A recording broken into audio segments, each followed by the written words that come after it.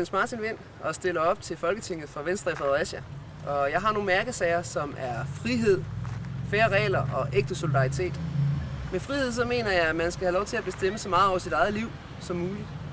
Det kunne for eksempel være i sundhedsdebatten, hvor der har været meget snak om forbud af forskellige fødevarer og alt muligt andet. Og der mener jeg, at staten skal oplyse, men derefter så skal man selv have valget om, hvad man vil spise og købe og drikke. Med færre regler, så skal man have lov til at for eksempel at hoppe op på sit eget tag og skifte en tagplade. Der kan man hurtigt lave en masse regler om håndværkere og sikkerhedsligner og alt muligt andet.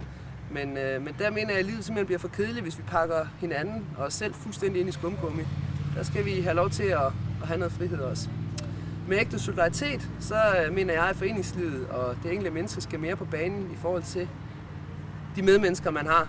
Det kunne fx være ens gamle mor, der sidder ensom på et plejehjem. Der skal man i stedet for at brokse over samfundet og kalde på mere hjemmeliv, så skal man selv tage ud og besøge og snakke med hende. Eller melde sig til en besøgsvendsordning og besøge andre ensomme ældre. Så vi kommer til at tage noget ansvar for hinanden, i stedet for altid at sende aben videre til samfundet.